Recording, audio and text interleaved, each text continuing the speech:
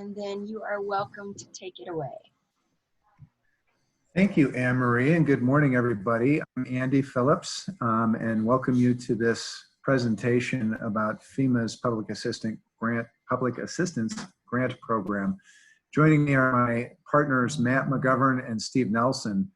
By way of background, I'm privileged to serve as WCA's General Counsel, and so there's a lot that the association and I have been dealing with over the course of the last 75 days, or thereabouts. It seems like 75 days. Maybe it hasn't been that long yet, but in terms of just response to the COVID-19 crisis, as we shift our attention away a bit from all of the emergency measures, the emergency orders, the executive orders, the employment situations, and others as it relates to responding to the crisis, we're left with a position here where we're starting to ask, how are we ever going to pay for a lot of these things that we've had to pay for over the past couple of months? And for that matter, as we move forward here and start thinking about reopening and those types of issues, how are we ever going to fill the revenue hole that exists because people haven't been buying products that are otherwise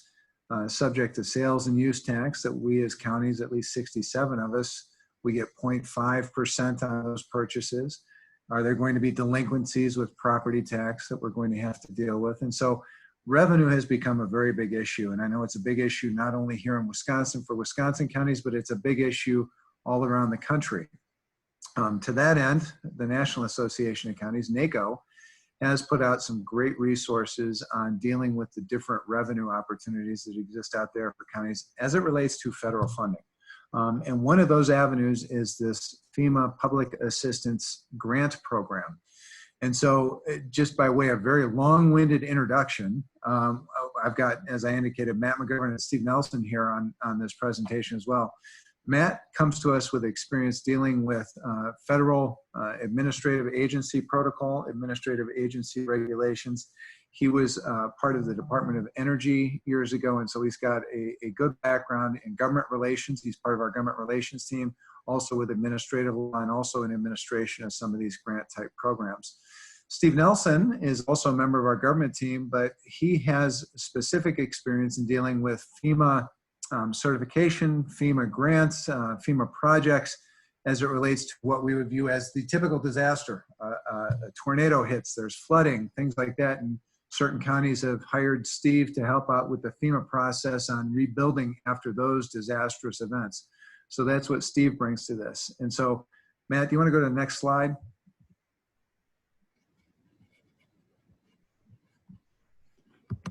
Yeah.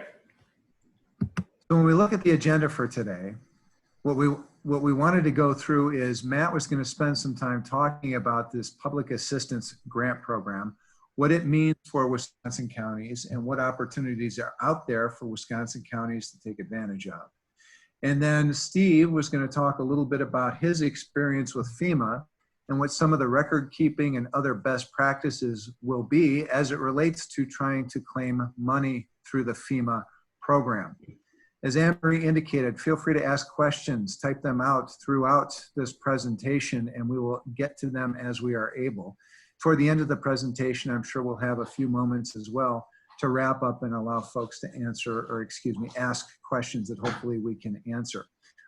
Before we move on with the presentation, I just wanted to let everybody know that there are a couple of really, really good resources for information about not only FEMA, but other potential revenue opportunities and as well just COVID-19 resources. That's wicounties.org. That's the Wisconsin Counties Association website, wicounties.org.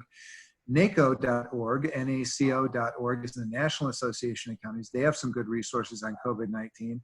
And to the extent you're having problems falling asleep at night, you can always feel free to read up on the latest and greatest with the law by going to vonbriesen.com. We have a ton of resources as it relates to COVID-19. So check out those resources as you are able as well. So with that, I'll turn it over to you, Matt, and you can take it away dealing with an overview of the Public Assistance Grant Program through FEMA.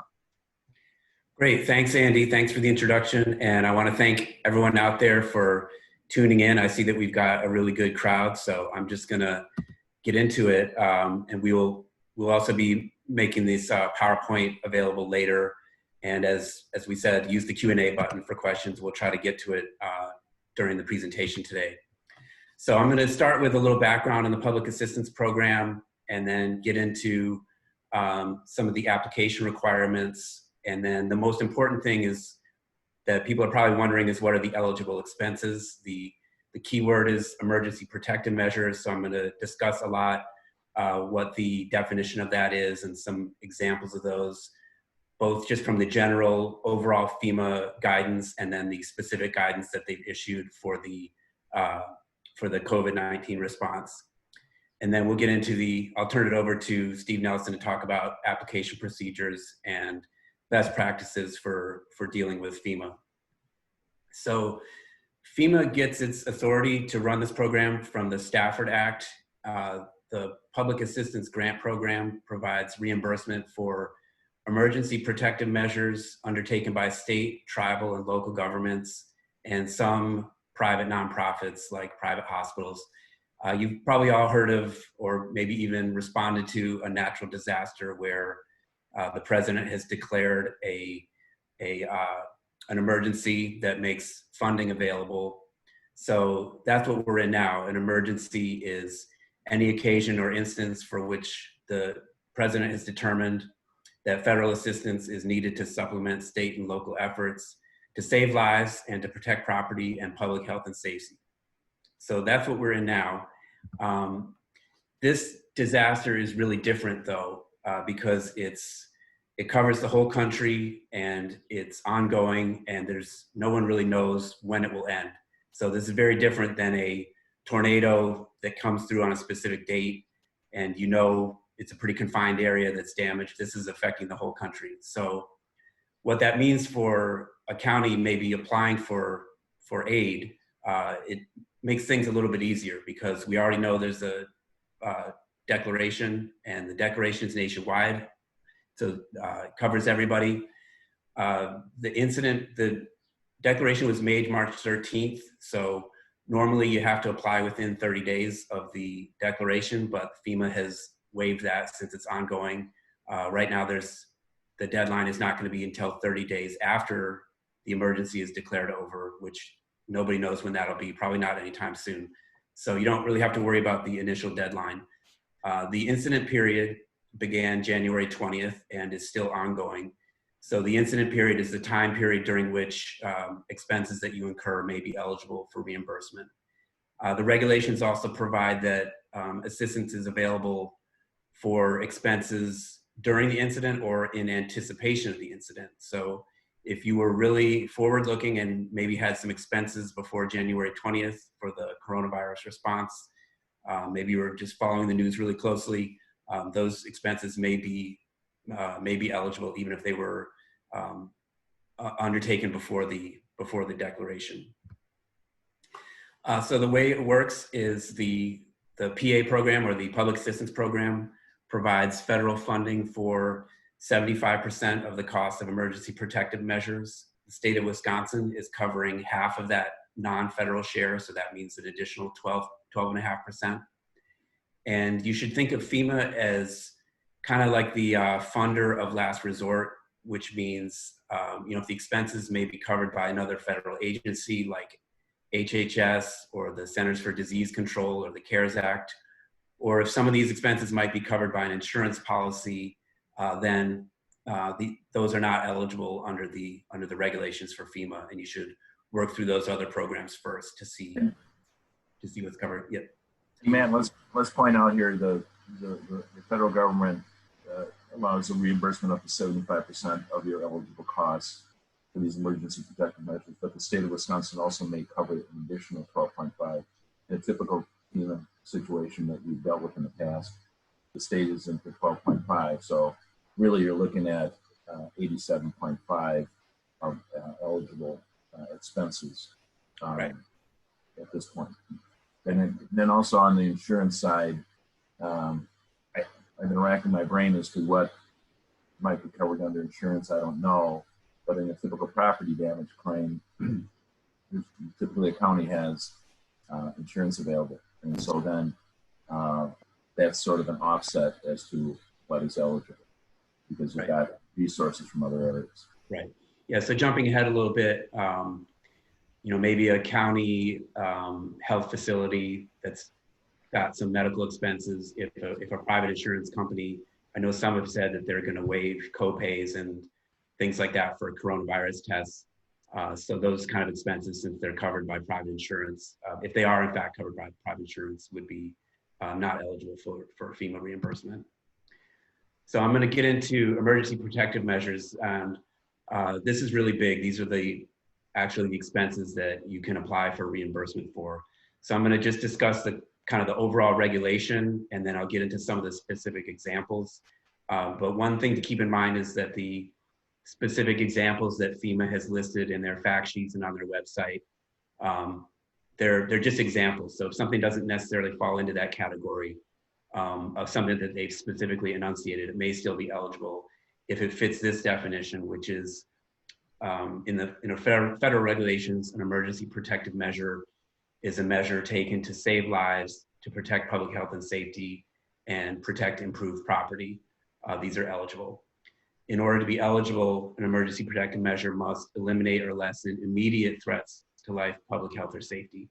And that requirement that it be an immediate threat is really important, which I'll get into later, talking about some of the expenses that may be reimbursed for medical care, but it's really just for the urgent, immediate response, and not the kind of long-term recovery under this program. And so, like I said, the broad definition of emergency protective measures should inform a decision as to whether you should apply for a reimbursement for something that's not specifically listed, which most likely, if it fits the broader definition of something that was taken for public health and safety, you should probably apply, as long as it's documented and a reasonable expense. Some of the examples that may be really especially relevant to counties, and these are in the FEMA guidance, both in the overall program guidance and the specific guidance for the coronavirus response.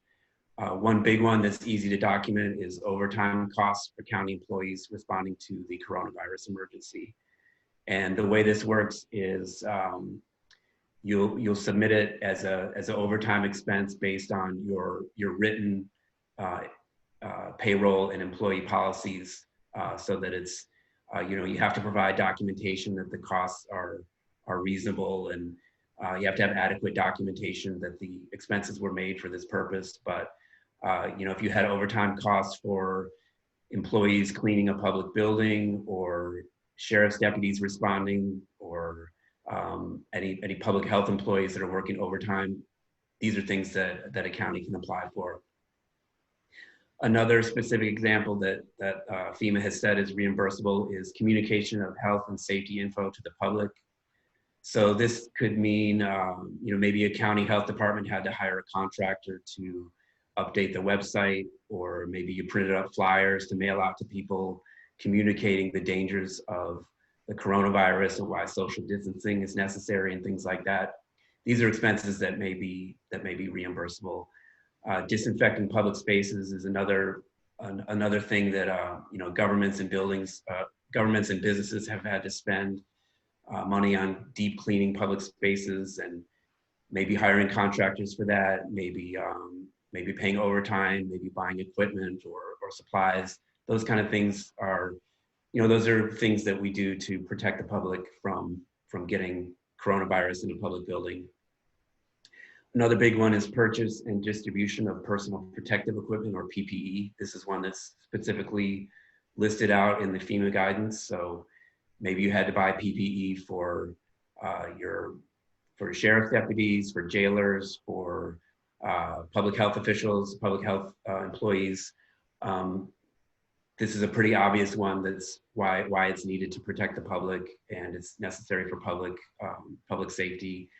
FEMA also allows, if you had a stockpile of this and you depleted it all in response to the emergency, and you had to go out and buy new stuff, or are planning to soon, that can be reimbursed as well.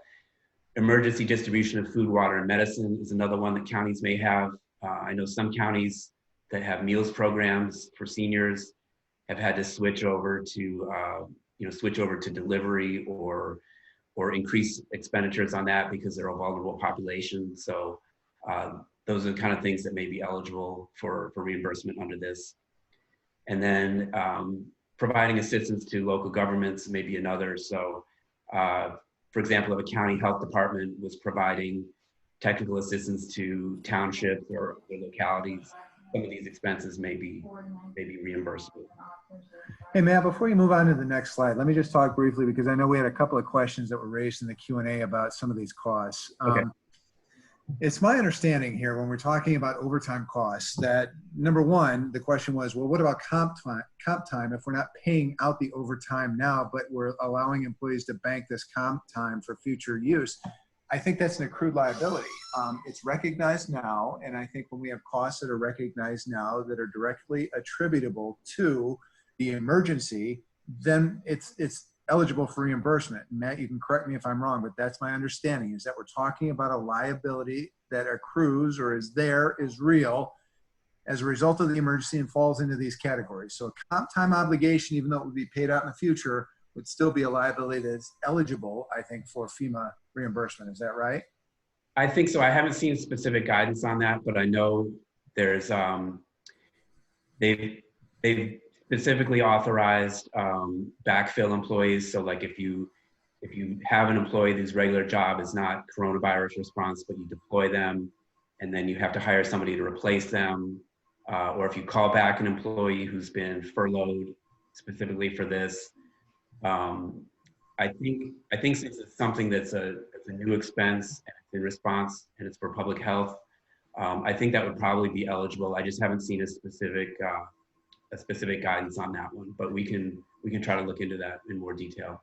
Well, and I think the other thing I wanted to point out is that many counties are going through different incentive programs for some of the first responders, healthcare workers, social workers, and others, where they are either upping the hourly wage or providing some sort of bonus or something like that in order to both attract and retain eligible employees within those different categories. And I think that's all potentially reimbursable. And I don't want to make a promise that it all is. I think it's potentially reimbursable the way that I've read the FEMA regs. To Matt's point, we'd have to do a little bit more diving, and I'm sure that some guidance will come out relatively soon. But again, if we can trace the expense back to the need based upon the emergency, I think we stand a good shot at having it be FEMA reimbursable, so to speak, if it fits within one of these categories. And so what I would really encourage counties to do is, to the extent you haven't already, start segregating these expenses. Anything that's extraordinary, anything that is above and beyond your standard salary, hourly rate, things like that, plug it into that specific spreadsheet under that category as an expense that is a result of the COVID-19 crisis. Record keeping is critically important. Steve's going to talk about that in a little bit, but I just wanted to mention that now that we're talking about some of these employee type issues. Another thing I wanted to mention is, Steve, I did change my background. I did change my background, so you're happy with that now, right? That's very nice. How's Mexico? It's good. Yeah, good. Along those points, whether or not it's going to be eligible, we haven't seen guidance on that. However, I would say the more documentation you have, maybe you have a policy that allows for comp time, that will strengthen your position. So anything in writing that you have as a policy, and then you're applying that policy to this emergency situation and taking advantage of the policy, I think that'll help. If you don't have it, I'm not saying it's not eligible, because we are in an emergency situation. But my experience is they look for backup as to what authority do you have to do these sort of things. And they're also going to look at what was the real need. So keep really good records on all of this. And like Andy said, segregated. I'll get into that in a little bit. Yeah, I'm seeing a couple of comments here come in where in past disaster situations, comp time was not eligible. In other words, it had to be paid out in order to be an eligible expense. Right. Not necessarily disagreeing with that, but saying that I think we want to try to push the envelope in making claims for this at this point. And if it's accrued, I would argue, and again, there are folks out there with a lot more experience in this than I do, so take it for what it's worth. But again, if we segregate it out and we trace it back to attributable to the disaster and we have it on the books, we would make a claim for it. Now, I think too, we're going to have to take a look at the regulations, and there might be a situation where we say, okay, we have to pay out the comp time in order to get reimbursed. That's a conversation with the employee to say, look, we're going to pay it out at this rate, and this is what we're going to do because we get reimbursed for this. And so you can always have an agreement with the employee about the use of comp time, the banking of comp time, and things like that. So in other words, let's track it. Let's make sure that we have the ability to claim it. And if there's a way to enhance the likelihood that our claim is going to be received, then we go ahead and we have that discussion with the employee. Yeah, exactly. We had a couple other, I just want to address this real quick question. Does technical assistance to local governments include county assistance to villages and towns on election administration? My take would be no. I don't think that is, but Matt, do you have any thoughts on that? They specifically said election expenses are not eligible. So it's got to be for the emergency, the public health emergency. We had another question about, as it relates to disinfecting type activities. Would that include disinfecting equipment, which can be quite expensive, like UVC equipment to disinfect rooms or the jail, etc.? Question from Chippewa County. They're looking at a UV sanitizer machine to use in their jail and their sheriff's vehicles. They view it as preventative, but they're leery, and the machine is about $40,000. Is that something that we think would be eligible? Matt? I would think it probably would be. They've specifically said for disinfecting public spaces, if it's done for public health and safety, I would think that probably is. I'd probably want to double check before I say yes, because that's $40,000, a big piece of equipment. But it sounds, they specifically said disinfecting public spaces and even purchasing equipment to do so is eligible. So I would think that would be a yes. Yeah, and I'm getting a lot of feedback here from participants indicating that they've had claims for comp time denied by FEMA and other disaster situations. So again, let's take a look at that and see what the final regs say. And so we might have to make some adjustments on that. Yeah.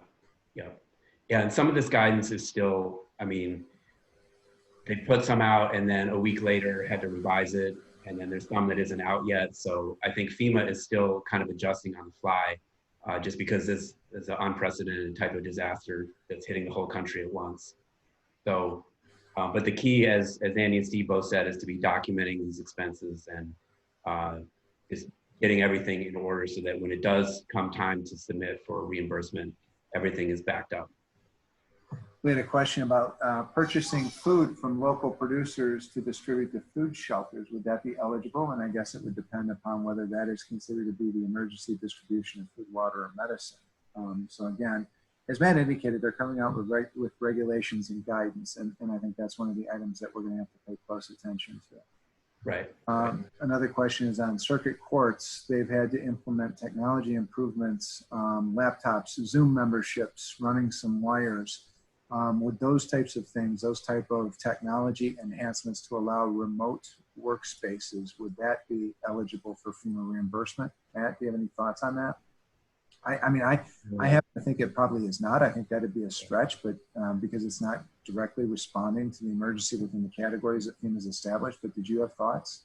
Yeah, I would think probably not, because it's not quite in that category of public health and immediate threat to safety.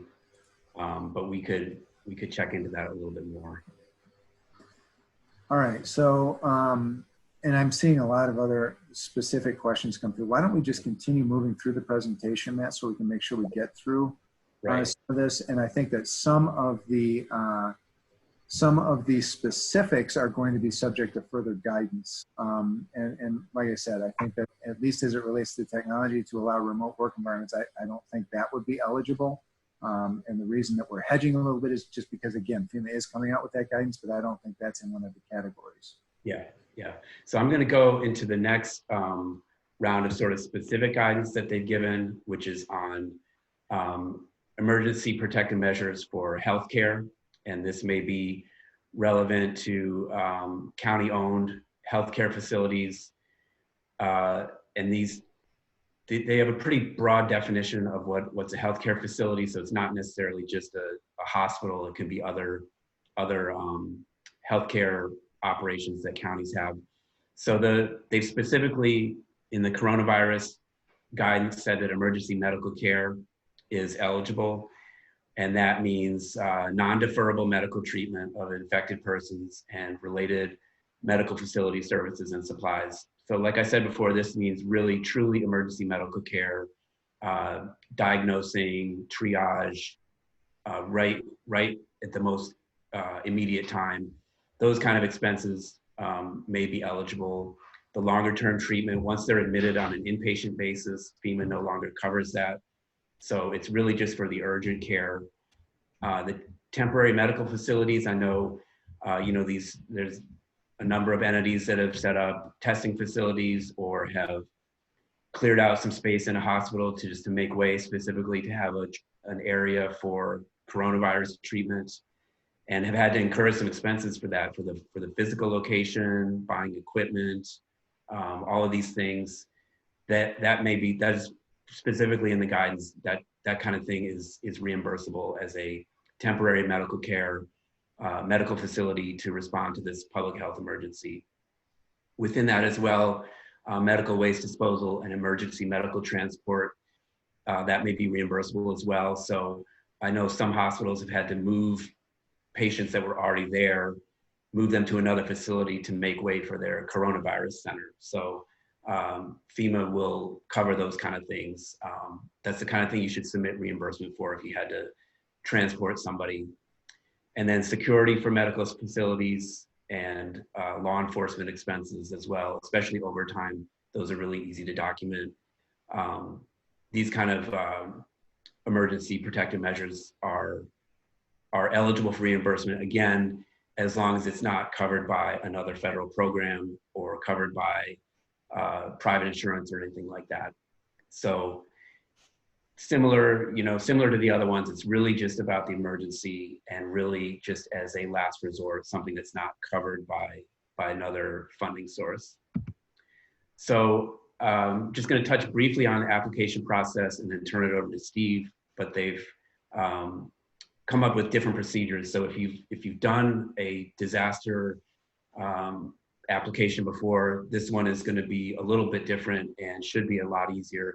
The key point to remember today is that the initial application that you do is just a one-page submission online, and that's really easy to do. You can do that today probably, and then what will come later is all the documentation that you'll submit later on in more detail to back up all the expenses. The regulations for federal grant money to be adequately documented, that still applies. And the requirement that expenses be reasonable and in line with your normal expenditure processes, that still applies as well, even though we're in an emergency. So with that, I'm going to turn it over to Steve. And then at the end, we've got some links to other FEMA fact sheets and FEMA guidance, and then we'll be taking questions throughout the rest of this webinar. So Steve. Thanks, man. So in the application process, it sounds like some of you who are listening in have gone through the FEMA application process before, and I'm assuming some have not. So the goal for our presentation today is to give you an idea of what you're going to need to do, where you can go if you get into the application process for public assistance, and then some of the guidelines and kind of rules of the road to follow, at least from our experience in the past, and hopefully to make this easier. I will point out right off the bat here, there is a lot of information available out there to help guide you through the process, and we're going to highlight some of those today that we think will help you get into the system and get your process moving. So the first thing is that your application deadline, now that's just to apply, as it's been extended until 30 days after the end of the declared emergency. I'm sure the federal government will let us know when that is, and that will be distributed to everybody and will hopefully be known very quickly. So as Matt said, for purposes of this particular emergency, FEMA has simplified the process for the COVID-19 response.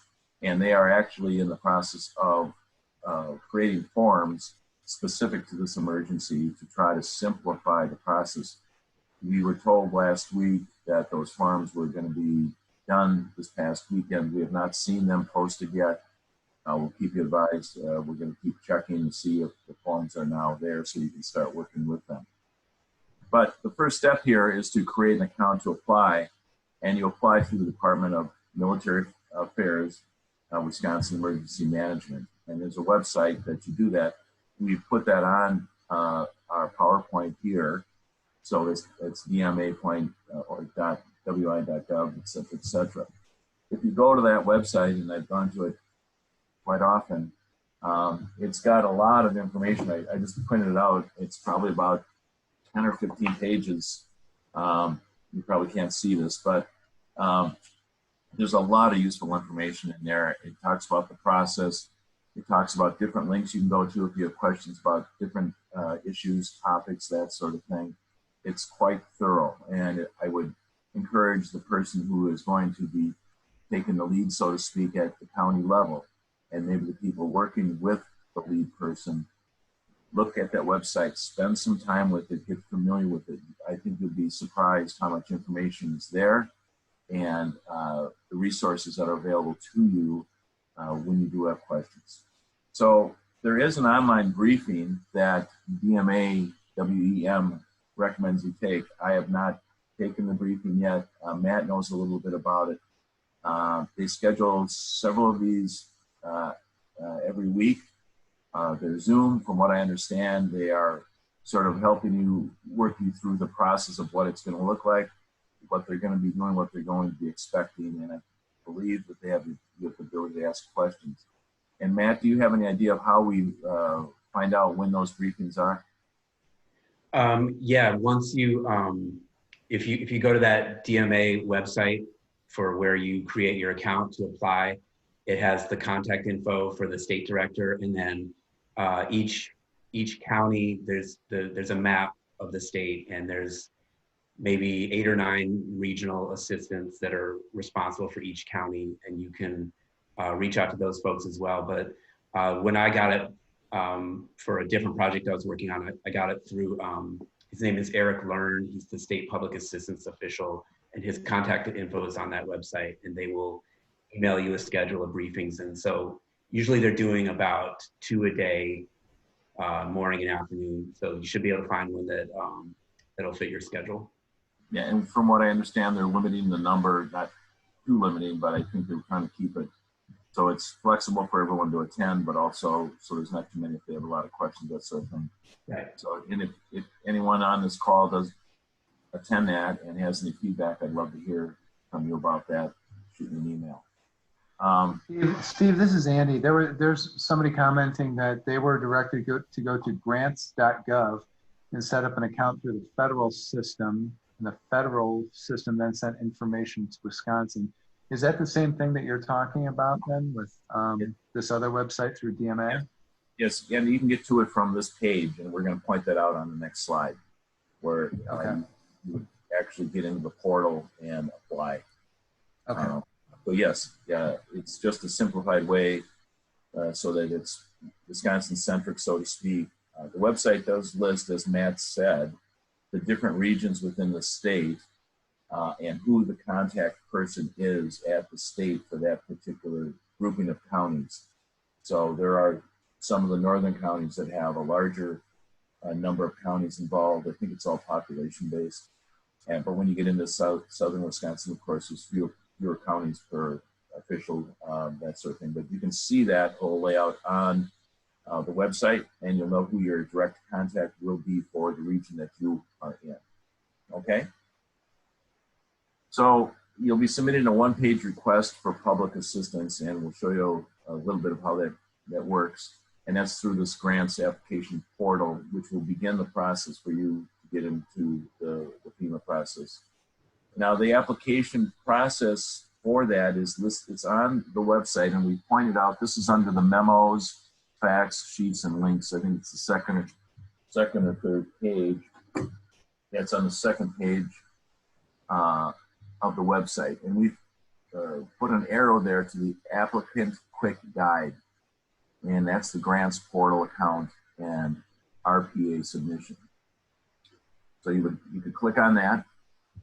You can go through the process. Then you will see this screen, And this is the actions for the applicant without existing grants portal account. So if you have an existing account, Matt, it's my understanding that you can use that account to get into this. Is that correct? Correct. Right. So there we go. And you'll see that now it says grants portal and you sign into your account, or down below where it says sign in, and Matt's pointing at it right now. If this is the first time for you, you would click on that and that'll let you create a portal for your, or through the portal, you can register that way. And I think that's our next screen. Yeah. So if you see where it says sign into your account, that's normally if you had one already, and in the future, once you sign up, this is where the process you go through. You'll have a username and a password, and then you sign in and you're in. If it's the first time for you, right below that sign in, it's a little easy to see here. It says register your government organization for public assistance. All right. So as we've talked about, FEMA is developing what they are describing as a streamlined project application process, expedited for submitting your documentation. This is a document intensive process, as those of you who have done it know. And it'll you'll submit your documentation of expenses and a project worksheet, which is a separate step from the initial RPA application. Okay. Now, the federal OMB regulations talk about what is adequate documentation of expenses, and they must be reasonable to be able to apply for those despite the national emergency. So my experience in the past has been that the cost of, say, doing some construction of a bridge, for instance, might be different in parts of Wisconsin or in Wisconsin versus the East or West Coast. And so they've kind of got an idea of how costs vary around the country, and they have sort of a reasonableness approach to these things, and they will question why you're paying X amount when typically the amount for the region is Y. You may have a good explanation for that, and that's something that you'll want to make sure if you think it's higher than what you normally would expect, why that is, so that you can substantiate those costs if you get questioned on them, okay? I think the key here is to track your expenses carefully, and if you can set them up in a separate accounting code, pick a number and then put them all in there so you can track them separately versus what you normally are spending on what's within your normal budget. These are all items that are unexpected and outside what you were budgeting for originally. And then your expenses must be authorized through the procurement process to be eligible for reimbursement. Now, what does that mean? And Matt and I have been talking about that. Typically, a county has a procurement process. You go to certain vendors, sometimes you get bids, that sort of thing. Given the situation we're in, you have to do all that. I don't think you necessarily, if it's an emergent situation, have to get all the bids and waste all the time or wait that time to get what you need. But if you've got a procurement process, try to follow that as closely as you can to show that this is not out of the ordinary in terms of what you normally would pay, that sort of thing. Right. It's just to, you know, like you still have to show that you've complied with all the normal state laws on expenditures, and even in an emergency, there are certain things that you're not allowed to do. And so you just, even for an emergency expense, you have to follow those procedures. And, you know, that's not to, like, you know, single anybody out, but it just means they're trying to say, you know, you can't just have your friend set up a company and give all your business to your friend. It's just that kind of thing. So it's not like you got to bid out every expense of, you know, well, we needed some new PPE for the hospital and we needed it that day. Whatever your procedure, whatever the normal procedures are for an emergency expense is what you got to follow and show that you did that. Right. Some of you might have people who are qualified vendors, that sort of thing. Show that you tried to go to them. If they didn't have what you needed, that you reached out to other qualified vendors, that sort of thing, for PPE or whatever. Yeah. Sanitation services, whatever, for sanitizing buildings, that sort of thing. Right. Okay. So when you apply, keep in mind, you're the applicant, the county's the applicant in the PA grant program. The state of Wisconsin is the recipient. So there will be questions as to, what's the name of the applicant? What's the name of the recipient? And the reason the recipient is the state of Wisconsin is because the funds flow through the state and then are distributed individually to the counties for all your eligible expenses as provided under FEMA. So the fund, what FEMA's saying right now, I sat in on a national webinar last week and we had a FEMA person on. The question was asked, how soon can we expect funds? And that person said, well, we're hoping to be able to start distributing within a few weeks of a successful application, but it will depend on the size of the application, how well documented it is. Been through the process with one county where there was some denial on a FEMA claim and went through the appeal process and finally got that sorted out. That took quite a while. So the better your paperwork and the better the backup, I think the faster you're going to get through the process. All right. And obviously any disbursements under FEMA are subject to an audit. I don't think we're going to see everybody audited on this necessarily because it's going to be a lot of people applying under this program. But keep in mind, they may audit you and then they have the right to recover payments made that became ineligible or were not justified, that sort of thing. So that could happen, and that's why a nice clean application process, I think, would hopefully avoid that sort of situation. All right, next, please. So if your application is denied, you have the right to appeal to the Department of Military Affairs within 60 days after receiving the denial. So that appeal would be in the form of you're disputing the fact that they denied certain funding, certain eligible you thought were eligible. Maybe there was a lack of documentation. You can get that together if you've got it, that sort of thing. And then the recipient, who is the state here, Department of Military Affairs, has 60 days to forward its recommendations to Region 5 FEMA office, which will decide the issue. So it'll first be looked at by the Department of Military Affairs. If they think it's an appeal that's justified, they would then make a recommendation and pass it on. If you lose the appeal, you still have rights to make a second level appeal, and that goes directly to the system administrator for recovery. And do we know if that's still Region 5, Matt? That's in the national office in DC, the second level appeal. Right. So depending on, my sense is FEMA is going to try to avoid as many appeals as possible because it just would be overwhelming. But I think they're going to really be emphasizing, and you're probably going to get the guidance that try to make these as clean as possible, which means really good backup, really good justification, all those things. Keep all these things separate. It's just like when we have a natural disaster, I advise take as many pictures as possible, document. I mean, the FEMA is going to come out and look at it, but the more documentation you have, the better. And if any questions come up. So the more you can document, the better. I'm going to keep saying it over and over. All right. So there's some additional resources here that we have found helpful and we think you will find helpful. And I'm going to let Matt get into some of these. But I think the most important one is what I've already pointed out to you in the PowerPoint, and it's shown right here.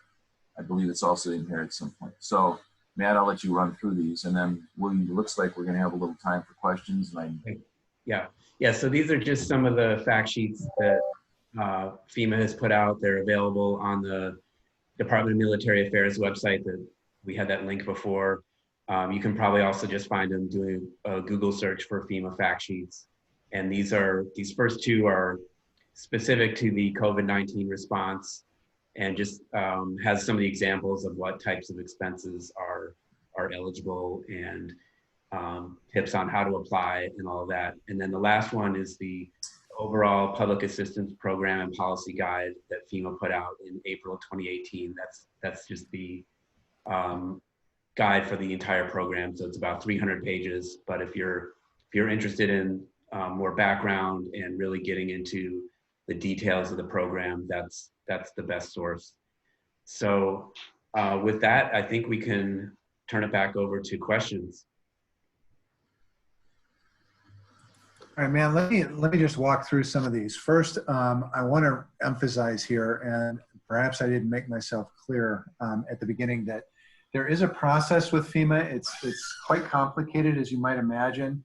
The regulations and guidance are a bit of a moving target because we believe that there will be additional guidance out specific to the COVID-19 crisis, but there are regulations and guides, and those are complex. For that reason, counties should really work with their emergency management director, because that's the individual with the most information up to date about how those regulations are going to be applied in this circumstance and what in the past has been authorized and what has not. Great example is the whole comp time overtime discussion. There are specific rules as it relates to payouts. And so when I am sitting here speculating, which is always dangerous, is particularly dangerous here because we don't know exactly what that final guidance is going to be. So make sure you coordinate with your emergency management director on identifying those different cost centers that are going to be eligible for reimbursement under a FEMA public assistance grant type program. Next, I want to talk briefly about these questions that we've gotten. I'm going to read them off and let Steve and Matt chime in. Is expanded internet access with an internet landing page having public health information considered communication and therefore an eligible expense? Matt, thoughts? Yeah, if it's something that, you know, it was an extra expense, if it wasn't just during regular staff time, then yeah, I would say that fits the definition of providing public health information to the public in response to the disaster. If a county pays for a block of hotel rooms in anticipation of needing to open an isolation center, but it never opens, or it only opens for a couple of people, would the lump sum payment that the county made at the beginning to reserve the wing, would that be covered?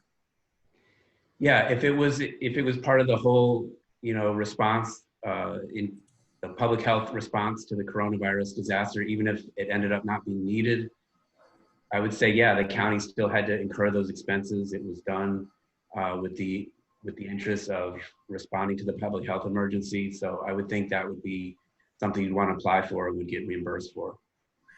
Sheriff's Department expenses. Let's say sheriff hires an outside transportation company to transport folks because of COVID-19 concerns. Is that eligible? You mean like, well, I guess you wouldn't know. Possibly. I think if it was I guess it would depend on what exactly they were transporting people for. And if it's something that's part of the public health emergency response and is done with the purpose of protecting the public, and it was something that had to be done in response to it, and it wasn't budgeted for, I would think you'd want to request reimbursement for that. Andy, let me jump in here.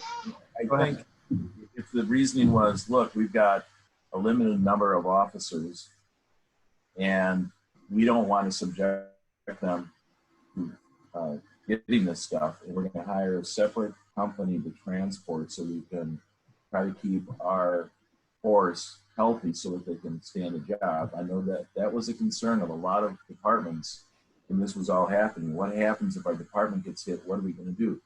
Particularly some of the smaller departments, they might have 10 or 15 or 5 or 6.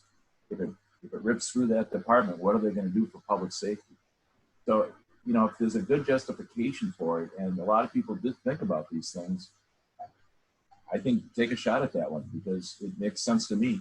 Yeah, and these are things that the county is legally required to do, is to, you know, have a sheriff's department that protects public safety. And so I would think that's just more justification that things like that would be eligible for reimbursement. Well, and the next question has to do with the release of certain inmates and placing them on some sort of electronic monitoring, the costs associated with increased electronic monitoring to get them out of the jail in response to the COVID-19 crisis. Is that reimbursable? And let me just ask this, because to me, and again, I might be wrong here, to me, there has to be some sort of net cost. In other words, if you're reducing your jail population and as a result, you're achieving some sort of cost savings as a reduction in the population, but you have enhanced cost on electronic monitoring, it seems to me that you can't claim the enhanced cost without taking a look at the reduction in overall costs. But maybe I'm wrong on that, Matt. Yeah, and I haven't seen specific guidance on that. So I think that would be one where you know, the counties have been told to take steps to reduce the spread of coronavirus in jails, and that seems like it would be a reasonable expense as long as it's in response to the emergency. But like I said, I haven't seen specific guidance on that, but I think it would probably fit in there. Next is, does the reimbursement program, does it apply to county nursing homes who have to set up extra protection for their patients because of COVID-19? Yes, that would be in the category. Yeah. Another question, just housekeeping, where can we get the slides and handouts at the end? Well, that's going to be posted to the WCA's website and Von Briesen's website. WCA is wicounties.org. Von Briesen is vonbriesen.com. And so the information will be posted to those websites. We had another question where somebody indicated, feds told me I need to submit info to them, who then relays that information to the state. Has that process changed? That's the portal that you'll be going through. So that's where the application process gets you right to the federal portal.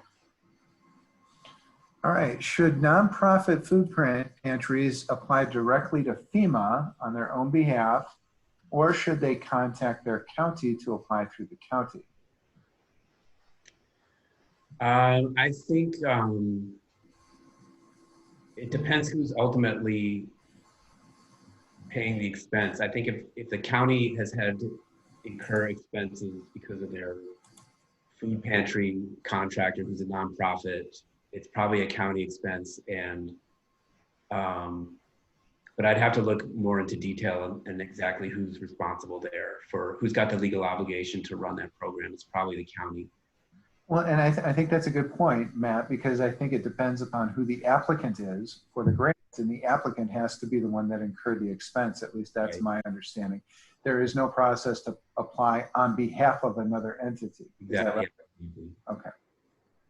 Next question is, what if a group of counties purchase a refrigerated trailer for body storage? Would that be covered? Well, if it's in response to the COVID-19 crisis, it seems to me that's one category of expense that would be eligible for potential reimbursement. Yeah, I would think so. I think that would fit into the public health and emergency healthcare expenditures. Okay, here's a good question because it gets into this whole concept of duplication. In other words, avoiding double dipping. So this individual writes, our county has redeployed health department staff that were funded via state and federal grants for specific health education purposes to complete contact tracing work in response to COVID-19. Is the redeployed staff expense something for which the county can seek reimbursement? Well, I know that CDC is funding contact tracing. So if it's expenditures for contact tracing, they probably have to go through the CDC. Well, and it brings up a good point too that I mentioned earlier about non-duplication of reimbursement, is that if there is an item that's reimbursed through insurance, through the CDC, through CARES Act funding, that it cannot also be claimed as reimbursement under the FEMA process. So again, trying to make sure that counties adequately and accurately keep track of the expenses attributable to what categories those expenses fall in is going to be critically important in making the FEMA application. Again, rely heavily on your emergency management directors because they have an understanding of what those various FEMA categories are, and they can certainly direct counties in terms of how those different expenses need to be categorized. Yeah. Let's see here. What about laptops associated with additional costs associated with the county board so that they can meet on a virtual basis or on a social distanced basis? Would that type of expense be reimbursable? I'm not sure about that one. I'd have to see. I haven't seen any specific guidance on that. Yeah, that seems to be a bit of a a bit of a stretch in my mind as it relates to the categories that we've seen from FEMA, but again, things are evolving, so we'll keep track of that. I mean, the worst thing that happens is if an expense doesn't fit and you think it fits and you apply, they would just say, no, this doesn't fit. If you have too many of those, though, it might sort of slow down your overall application process and make it too complex. So you want to just sort of find that balance. But if you have a legit argument that it fits those regulations and the guidance, then you should probably request it. And Matt, you mentioned contact tracing expenses reimbursed through CDC. Is that at 100% or is that a matching type program? Do you know? I don't know. I'm not sure of the details on the CDC program. But it's completely separate from FEMA, correct? Yeah, and it's one that would be not eligible for FEMA because it falls into the CDC program. Got it. So we had a final question here, a couple of questions, same topic. Status of the CARES Act funding. We know that the CARES Act, the feds allocated money to the states. There was direct allegation to just a couple of municipalities and counties in Wisconsin, Madison, Milwaukee County, Dane County. So the balance of the CARES Act funding went to the states, and the governor is going to allocate that money then in his discretion. Is there an update on that allocation? I do not have an update. Personally, I know that the allocation, at least as of right now, I don't believe has been made yet, but I believe that Mark O'Connell is on this. If Mark is able to maybe address the timing of the CARES Act allocation, that'd be great if he's available. Yeah, I have no update on the allocation. I know the conversations continue. In fact, even as late as late last night, NACO informed many of us that progress is being made on a fourth package, which would be which may include some loosening of the language on the use of the CARES Act money, but that is very, very early stage. So no update on any hard changes as of now. We had another comment here that there are FEMA applicant briefings starting on May 7, continuing through May 13. The briefings are based upon your county. So thank you to Bernie Swenson for passing along that information. Look for that information in your area. Again, general questions about when this material will be available. It's going to be posted on the Wisconsin Counties Association website and on Briesen's website, so it will be there.